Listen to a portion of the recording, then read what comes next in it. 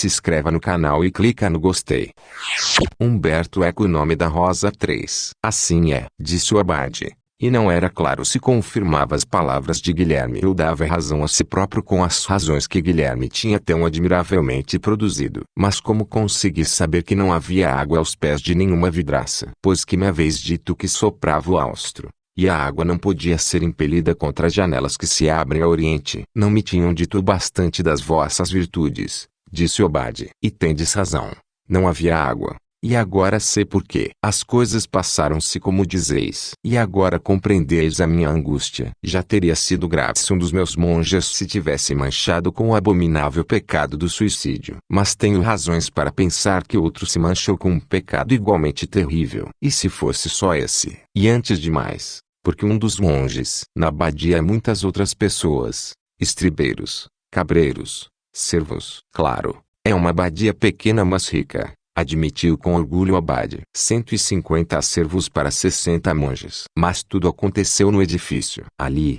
como de certo já sabeis, embora no primeiro andar sejam as cozinhas e o refeitório, nos 2 andares superiores ficam o scriptorium e a biblioteca. Depois da ceia, o edifício é fechado, e há uma regra rigidíssima que proíbe seja quem for de ali aceder. Adivinhou a pergunta de Guilherme e acrescentou logo, mas claramente contrariado, incluindo os monges naturalmente, mas excluo absolutamente, entendeis, que um servo tenha tido a coragem de ali penetrar de noite. Nos seus olhos passou como que um sorriso de desafio, mas foi rápido como o relâmpago ou uma estrela cadente. Digamos que teria medo, sabeis. Por vezes as ordens dadas aos simples são reforçadas por alguma ameaça, como o presságio que pode, acontecer alguma coisa de terrível, e por força sobrenatural, a quem desobedecer. Um monge, ao invés. Compreendo. Não só, mas um monge podia ter outras razões para se aventurar num lugar interdito,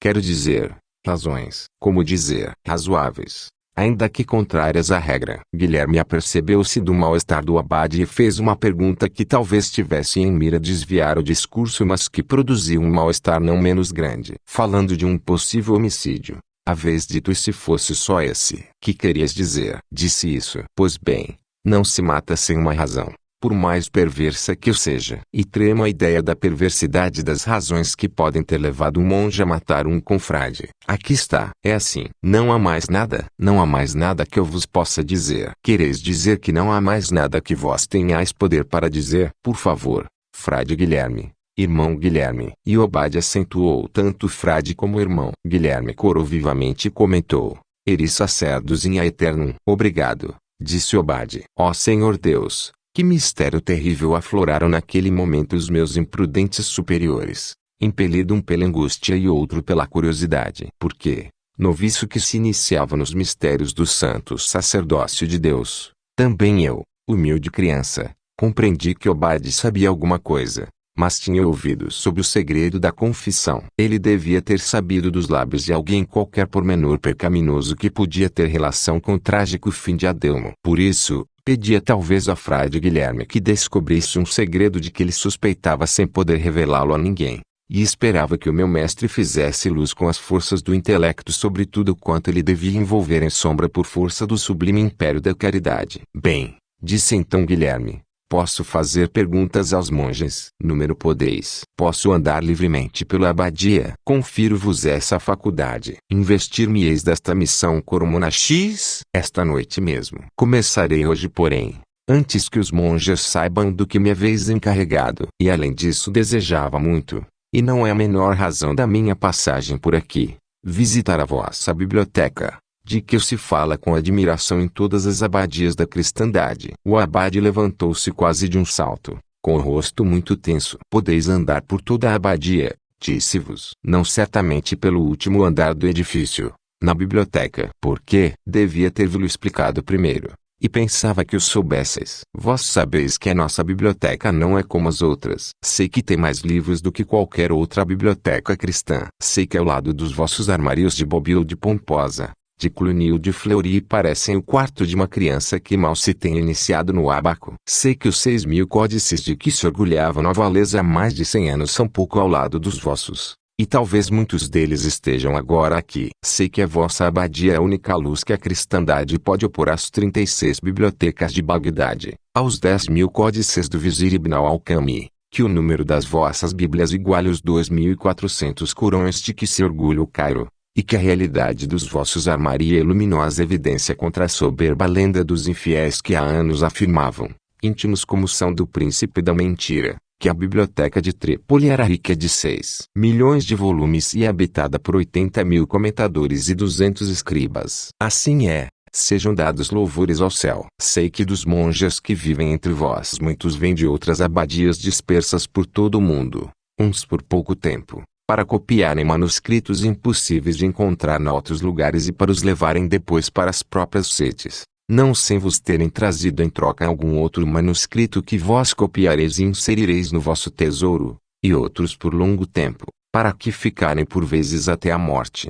porque só aqui podem encontrar as obras que iluminam a sua pesquisa. E portanto tendes entre vós germanos, dácios, hispanos, franceses número gregos. Sei que o imperador Frederico, há muitos e muitos anos, vos pediu que lhe compilasseis um livro sobre as profecias de Merlin e depois o traduzisseis em árabe, para o enviar como presente ao sultão do Egito. Sei enfim que uma abadia gloriosa como Murbashi, nestes tempos tão tristes, já não tem um único escriba, que em Sangalo ficaram poucos monges que sabem escrever, que agora é nas cidades que surgem corporações e gildas compostas por seculares que trabalham para as universidades, e que só a vossa abadia renova dia a dia. Que digo, eleva a fastígios sempre mais altos as glórias da vossa ordem. Monasterium sine libris, setou absorto abade, est sicut civitas sine opibus, castrum sine numeris, coquina sine supeliectili, mensa sine cibis,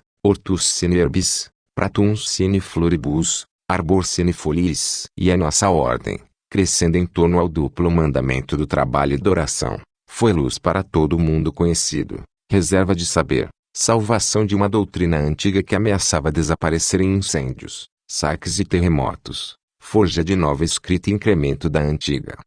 Vós bem sabeis, vivemos agora em tempos muito obscuros, e coroou dizer-vos que não há muitos anos o Concílio de Viena teve de recordar que todo o monge tem o dever de tomar ordens. Quantas das nossas abadias, que há 200 anos eram centros resplandecentes de grandeza e santidade, são agora refúgio de mandriões. A ordem é ainda poderosa, mas o fedor das cidades cinge de perto os nossos lugares santos. O povo de Deus inclina-se agora para o comércio e para as guerras de facções, lá embaixo, nos grandes centros habitados, onde não pode ter abrigo o espírito da santidade.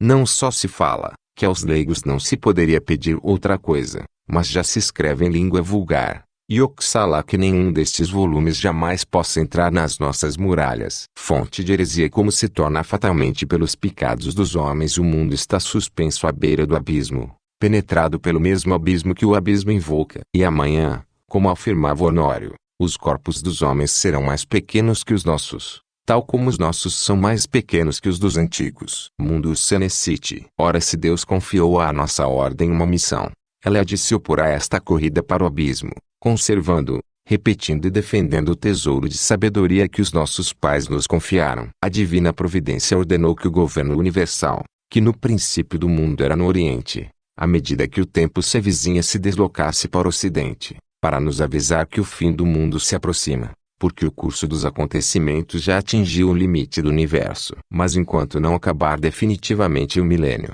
enquanto não triunfar, embora por pouco, a besta imunda que é o anticristo, cabe-nos a nós defender o tesouro do mundo cristão, e a própria palavra de Deus, tal como ele a ditou aos profetas e aos apóstolos, tal como os padres a repetiram sem lhe mudar o verbo, tal como as escolas procuraram glosar, embora hoje nas próprias escolas se aninhe a serpente da soberba, da inveja, da insensatez. Neste caso nós somos ainda fachos e luz alta no horizonte. E enquanto estas muralhas resistirem, nós seremos a custódia da palavra divina. Assim seja, disse Guilherme em tom devoto. Mas que tem a ver isso com o fato de não se poder visitar a biblioteca? Vede, frade Guilherme, disse o abade, para poder realizar a obra imensa e santa que enriquece aquelas muralhas, e apontou para a mole do edifício, que se entrevia das janelas da número cela, pontificando acima da própria igreja abacial. Homens devotos trabalharam durante séculos, seguindo regras de ferro. A biblioteca nasceu segundo um desígnio que permaneceu obscuro para todos através dos séculos e que nenhum dos monges é chamado a conhecer. Só o bibliotecário recebeu o seu segredo do bibliotecário que o precedeu, e comunica-o, ainda em vida, ao bibliotecário ajudante, de modo que a morte não o surpreenda privando a comunidade daquele saber. E os lábios de ambos estão selados pelo segredo. Só o bibliotecário, além de saber, tem o direito de se mover no labirinto dos livros. Só ele sabe onde encontrá-los e onde repô-los. Só ele é responsável pela sua conservação. Os outros monges trabalham no scriptorium e podem conhecer o elenco dos volumes que a biblioteca encerra. Mas um elenco de títulos frequentemente diz muito pouco. Só o bibliotecário sabe, pela colocação do volume, pelo grau da sua inacessibilidade, que tipo de segredos, de verdades ou de mentiras o volume encerra. Só ele decide como, quando isso o fornece ao monge que faz a sua requisição, por vezes depois de me ter consultado. Porque nem todas as verdades são para todos os ouvidos, nem todas as mentiras podem ser reconhecidas como tais por um espírito piedoso. E os monges, enfim, estão no scriptorium para levar a cabo uma obra precisa, para a qual devem ler certos volumes e não outros, e não para seguir qualquer insensata curiosidade que os escolha, quer por debilidade da mente, quer por soberba, quer por sugestão diabólica. Portanto, também há na biblioteca livros que contêm mentiras. Os monstros existem porque fazem parte dos desígnios divinos, e até nas horríveis façanhas dos monstros se revela a potência do Criador. Assim, por desígnio divino, existem também os livros dos magos, as cabalas dos judeus, as fábulas dos poetas pagãos, as mentiras dos infiéis. Foi firme e santa a convicção daqueles que quiseram e sustentaram esta abadia através dos séculos que até nos livros mentirosos pode transparecer, aos olhos do leitor sagaz, uma pálida luz da sapiência divina. E por isso também desses a biblioteca escrínio. Mas precisamente por isso, compreendeis, não pode penetrar nela qualquer um. E além disso, acrescentou o abade, quase a desculpar-se da insuficiência deste último argumento, o livro é criatura frágil, sofre a usura do tempo, teme os roedores, as intempéries, as mãos inábeis. Se durante centenas de anos qualquer um tivesse podido livremente tocar nos nossos códices, a maior parte deles já não existiria. O bibliotecário defende-os portanto não só dos homens mas também da natureza, e dedica sua vida a esta guerra contra as forças do esquecimento, inimigo da verdade. Assim, ninguém, salvo duas pessoas, entra no último andar do edifício. O abade sorriu. Ninguém deve, ninguém pode, ninguém, querendo, o conseguiria. A biblioteca defende-se por si, insondável como a verdade que acolhe, enganosa como a mentira que encerra. Labirinto espiritual é também labirinto terreno. Poderíeis entrar e poderíeis não sair.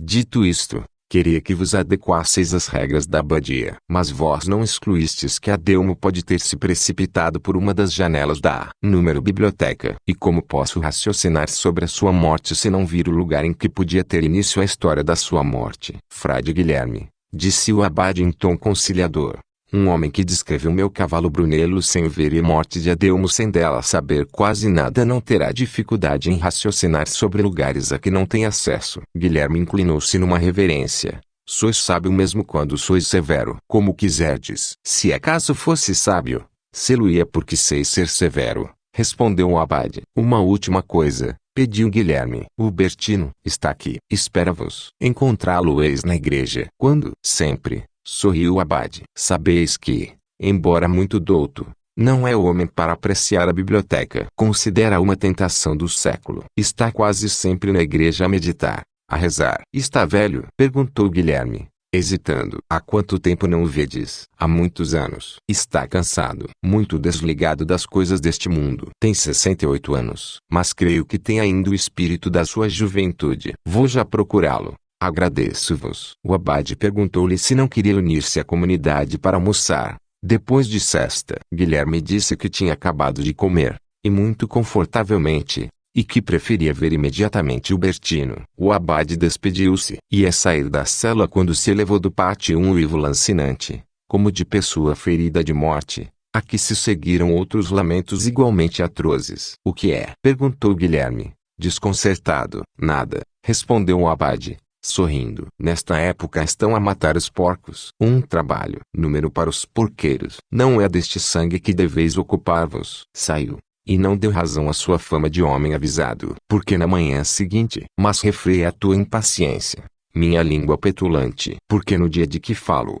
e antes da noite, aconteceram ainda muitas coisas que será bom referir. Primeiro dia sexta, onde Adso admira o portal da igreja. Guilherme reencontra o Bertino de Casale. A igreja não era majestosa como outras que via em seguida em Estrasburgo, em Chartres, em Bamberg e em Paris. Assemelhava-se mais àquelas que já tinha visto na Itália, pouco propensas a elevar-se vertiginosamente para o céu e solidamente pousadas em terra, frequentemente mais largas que altas, a não ser que, a um primeiro nível, ela era coroada, como uma fortaleza, por uma série de ameias quadradas, e acima deste andar elevava-se uma segunda construção, mais do que uma torre, uma sólida segunda igreja, encimada por um telhado em forma de ponte perfurada de severas janelas. Robusta igreja abacial como as que construíam os nossos antigos na Provence e Languedoc, longe das ousadias e do excesso de ornatos próprios do estilo moderno, que só em tempos mais recentes,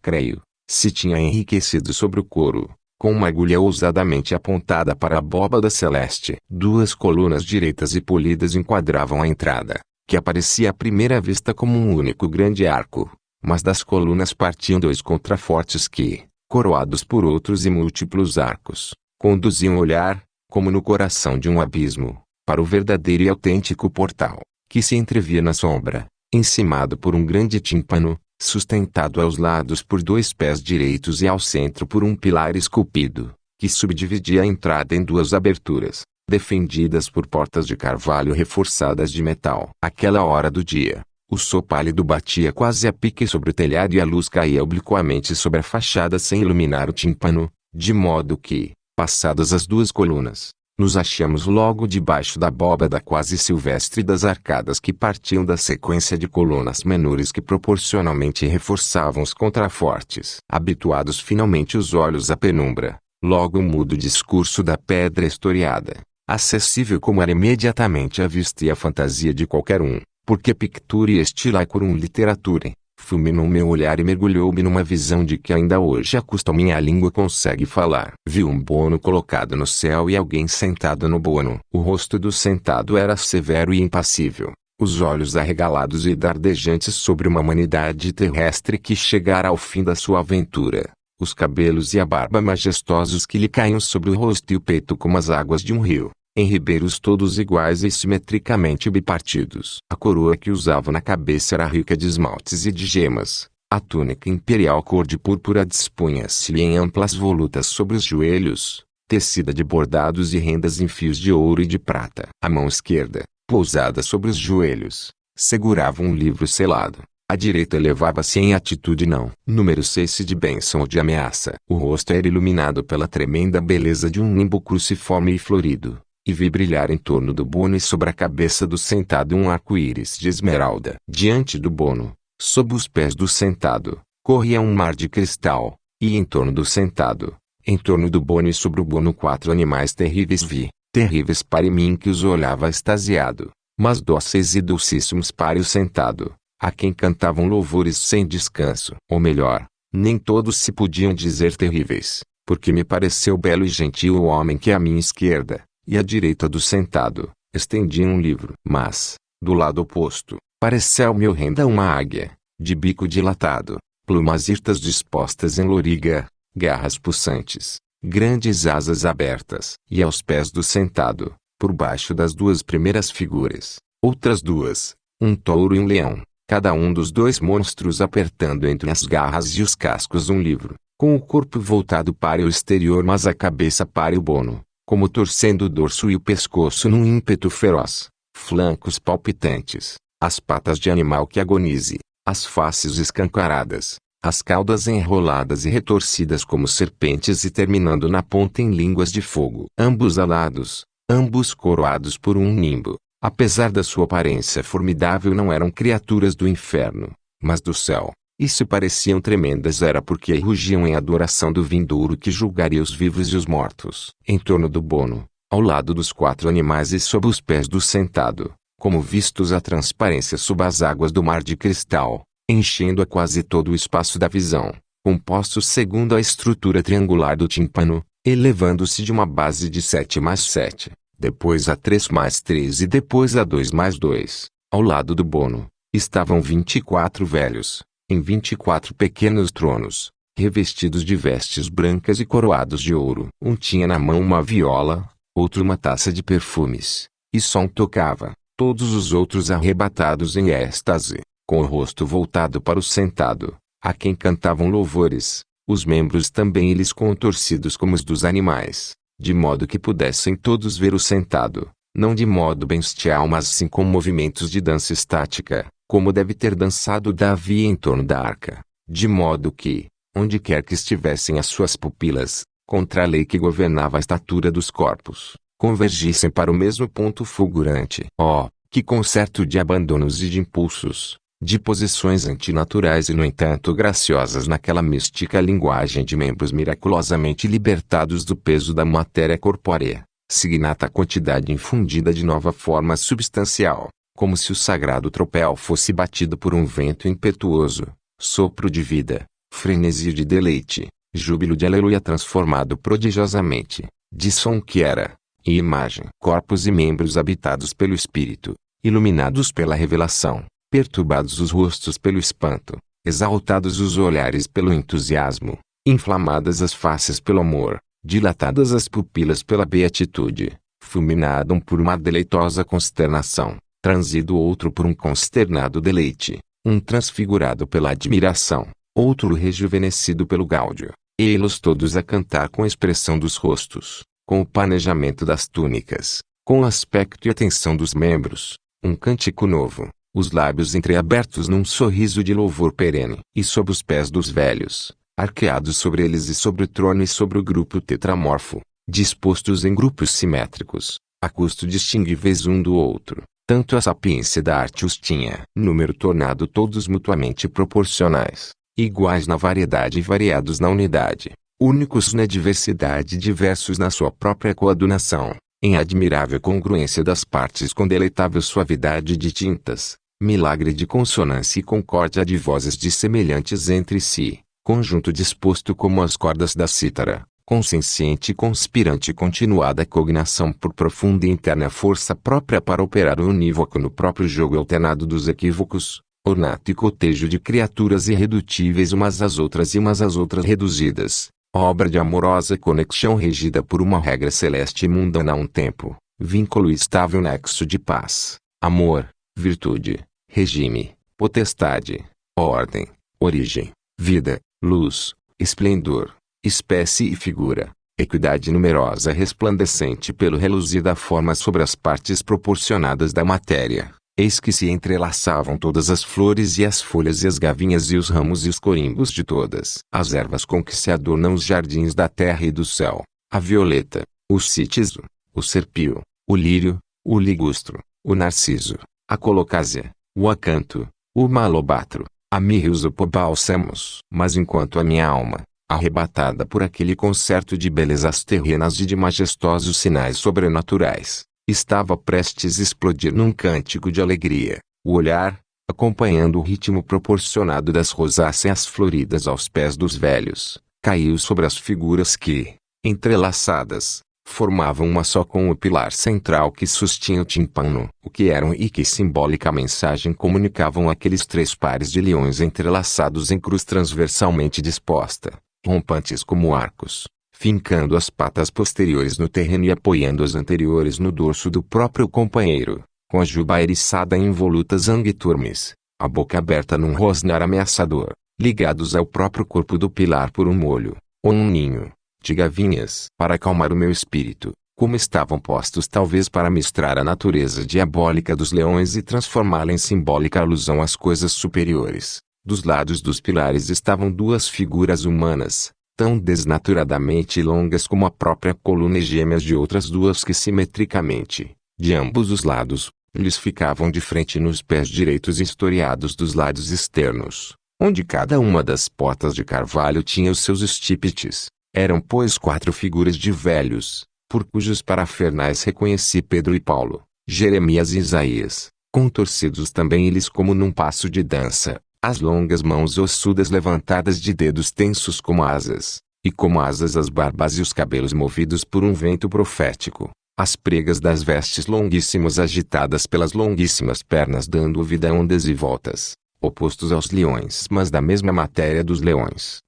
Enquanto desviava o olhar fascinado por aquela enigmática polifonia de membros santos e de músculos internais, via ao lado do portal, e debaixo das profundas arcadas, por vezes historiados nos contrafortes do espaço entre as delicadas colunas que as sustiam e adornavam, e ainda sobre a densa vegetação dos capitéis de cada coluna, e dali ramificando-se para a abóbada silvestre das múltiplas arcadas, outras visões horríveis de ver, e justificadas naquele lugar só pela sua força parabólica e alegórica ou pelo ensinamento moral que transmitiam, vi uma mulher luxuriosa nua e descarnada, roída por sapos imundos, sugada por serpentes, acasalada com um sátiro de ventre inchado e pernas de grifo cobertas de pelos hirsutos, a goela obscena, que gritava sua própria danação, e vi um avaro, rígido da rigidez da morte, sobre o seu leito de suntuosas colunas, agora presa débil de uma corte de demônios, um dos quais lhe arrancava da boca agonizante a alma em forma de infante, aí, jamais nascituro para a vida eterna. E vi um orgulhoso a cujos ombros número trepava um demônio fincando-lhe as garras nos olhos, enquanto outros 2 gulosos se despedaçavam num corpo a corpo repugnante, e outras criaturas ainda, com cabeça de bode, pelo de leão, faces de pantera, prisioneiros numa selva de chamas cujo hálito ardente quase se podia sentir. E em torno deles, misturados com eles, sobre eles e debaixo dos seus pés, outros rostos e outros membros, um homem e uma mulher que se agarravam pelos cabelos, 2 áspides que sugavam os olhos de um danado, um homem de riso maligno que dilatava com as mãos aduncas as faces de uma hidra, e todos os animais do bestiário de Satanás, reunidos em consistório e postos em guarda e coroa do bono que lhes ficava defronte, para lhe cantarem a glória com a sua derrota, faunos, seres de duplo sexo, brutos de mãos com 6 dedos, sereias,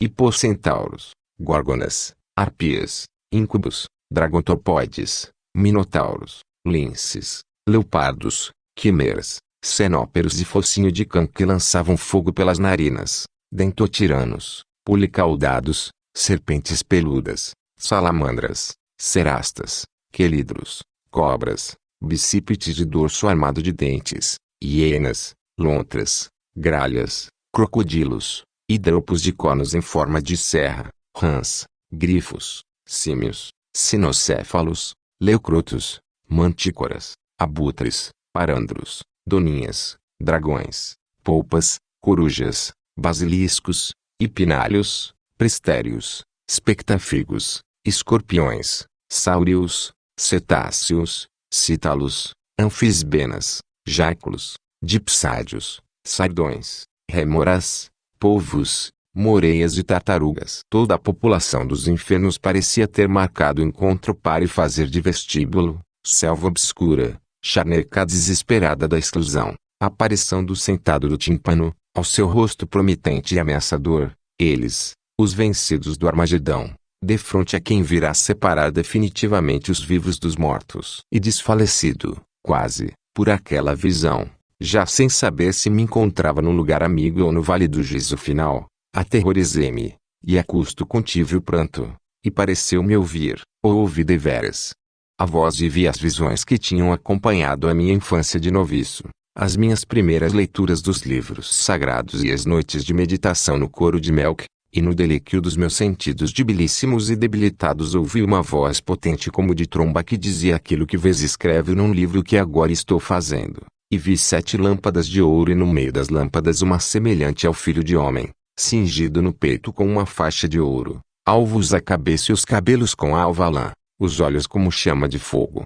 os pés como bronze ardente na fornalha, a voz como fragor de muitas águas, e segurava na direita 7 estrelas e da boca saía-lhe uma espada de 2 gumes. E vi uma porta aberta no céu, e aquele que estava sentado pareceu-me como de jaspe e sardônio, e uma íris envolvia o bono e do bono saíam relâmpagos e trovões. E o sentado tomou nas mãos uma foice afiada e gritou: vibra a tua foice e ceifa. Chegou a hora de ceifar porque está madura a mesa da terra. E aquele que estava sentado vibrou a sua foice e a terra foi ceifada. Foi então que compreendi que de outra coisa não falava a visão senão de quanto estava a acontecer na abadia e tínhamos colhido dos lábios reticentes do abade. E quantas vezes nos dias seguintes não. Voltei a contemplar o portal, seguro de viver a própria história que ele contava. E compreendi que tínhamos subido até ali para ser testemunhas de uma grande e celeste carnificina. Tremi, como se estivesse molhado pela chuva gélida do inverno. E ouvi ainda uma outra voz, mas desta vez ela vinha das minhas costas e era uma voz diferente, porque partia da terra e não do centro fulgurante da minha visão.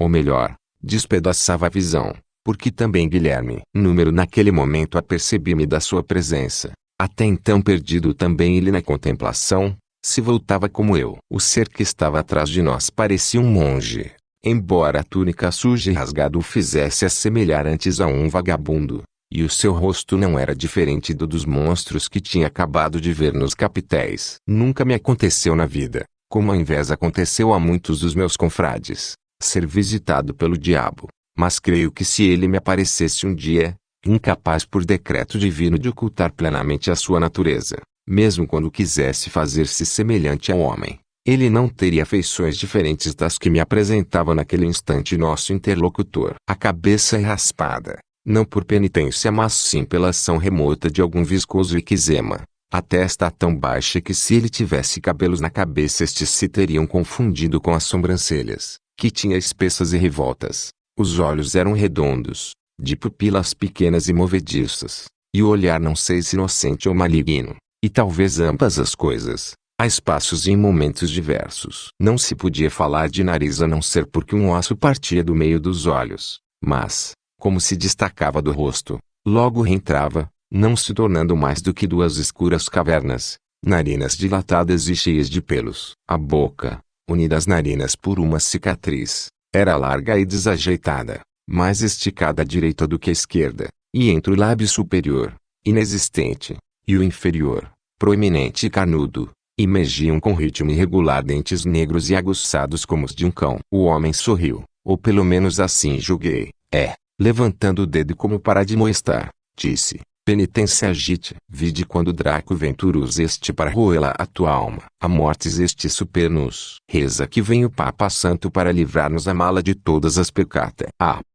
Gostais dista necromancia de domini nostrias ugesti. Et mesmo jois mes 12 placer mes dolores. Cave ao diablo. Sempre me espreita em qualquer canto para me ferrar os calcanhares. Mas Salvador non est incipiens, bonum monasterium. E aqui se manja e se roga dominum nostrum. Et el resto valetium. Final da parte 3.